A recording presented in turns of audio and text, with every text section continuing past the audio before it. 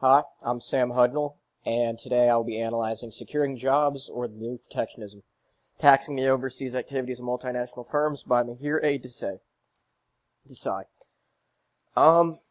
This basically is going over it's an article on the taxation of multinational firms done by the U.S. government, and as any business paper would, it begins with the abstract, which basically is just a preview of what Desai is going to be discussing in this piece, and the two big claims that he'll be making, highlighted here.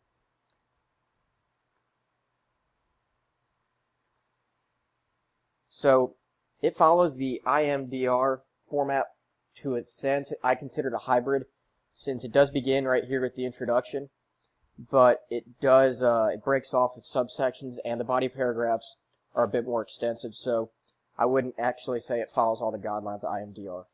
And as you can see, the sections are broken down, and it uses the bold and italicized text, which makes it clear to the writer when a new point is about to be made. And as you'll see later, the little subsections are going to be italicized. And as you'll see right here with Figure 1, he has an appendix at the end, which is filled with about 7 charts that he has that really just back up his claim and make it more professional. And as you'll see going through, it's definitely a professional and serious tone of the matter, which all business papers usually are. Sorry. And also, it makes it obvious he's got these numbers right off the bat, which really, again, just back up exactly the point he's trying to make, with not just giving you words, but showing you numbers to back up the claims that he's going to be making. And another thing you'll see is he uses a large amount of sources. And right here is an example of the integral, which is at the beginning, and you'll see he paraphrases for the most part, which you can see with these 4 periods right here, and he uses really just the information that he believes is really needed, notable for the reader. Apologies. And here is an example, which you'll see right here, starting with finally. There's a claim that he makes, and then he subsequently uses credible sources, which you can see by this footnote, to back up what his claim is. And here's the footnote. This is another way that he's citing sources, which you'll see throughout the excerpt. Here's another example. This is now basically a new idea that he's making, and as I mentioned, it is a little bit off of the IMRD. Here is what I mentioned as well about the italicized writing, and this is kind of a subsection into the overall topic. And the question for this subsection, this viewpoint, the arbitrage, is kind of right off the bat answered, which I think is just, he gives you what you want, and he doesn't keep the reader, I guess, bored. They give you flat up in front like any business form paper would. And just for a little bit of background information, the arbitrage view is when somebody simultaneously buys and sells a good or a service just to show the price differential. Here's another example of the integral method, as I point out right here. So he goes on, you see, for this long about this one viewpoint, and which he's not finished quite yet, but just really the more information he gives on each section, the easier it is for the reader to know what side of the argument he's on. Some more integral. Now, here's another footnote, as I mentioned. So you can see he goes into great detail for quite a while. And as you see, too, there's a very serious tone to the paper. There's really no just leisurely vocabulary. It's all very business and professional.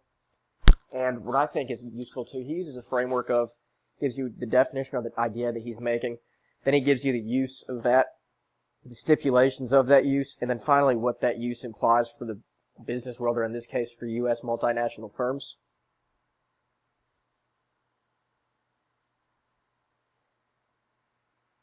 That's what I kind of just mentioned. It just makes it easier if you break it down with that framework for the reader to pick up on your idea and put a real-life view on it. Here's another one of those subsections. Here's the only probably time that you're going to see throughout the paper of the non-integral method with an end of sentence citation, end of text. And I think it's here due to the fact that there are 2 different sources that are kind of being simultaneously used.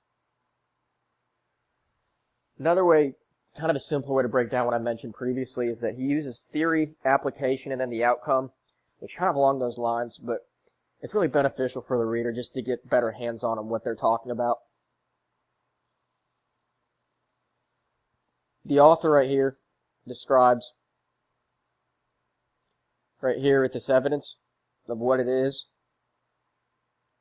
and then that perspective, and he goes into right here, uses a reporting verb on suggest, and that tells you basically, here's my perspective, and here's what we believe this means, the implications, rather, that I said earlier, on what he thinks of it.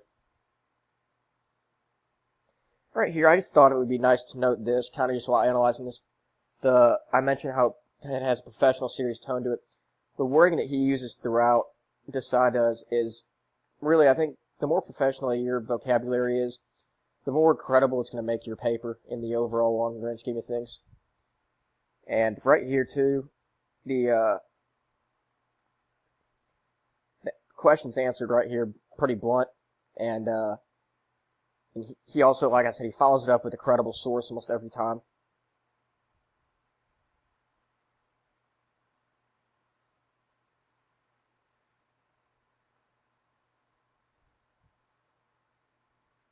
As you can see, I mentioned, he uses 38 overall sources, which it sounds cliche. The more the merrier, honestly. And right here, I just wanted to give the reader some background knowledge if they read the article, and that the reason that some believe there's such a heavy tax on foreign investment is because they're taking jobs away from American workers. And this pretty much is just to show you that the Japanese think that that's kind of a false claim, or as they call it, Kudoka. What I like here, what I wrote down, I guess he uses figures, but he also, there's a variable, there's going to be 2 points I have for this. He uses those variables in this test, and I feel like if you can use a variable in your test, it's easier to find an underlying problem or the source.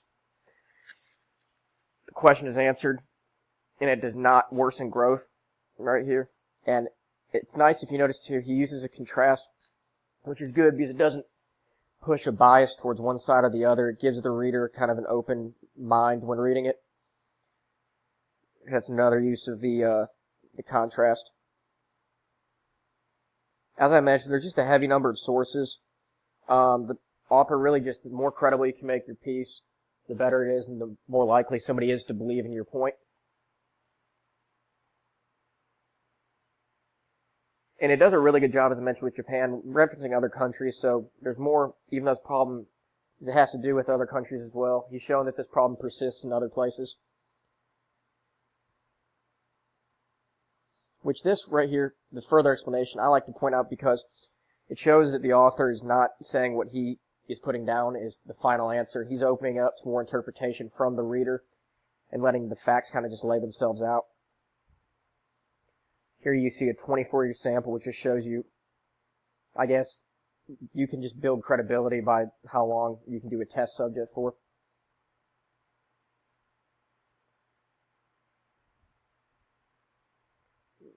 I'll show you figure 7.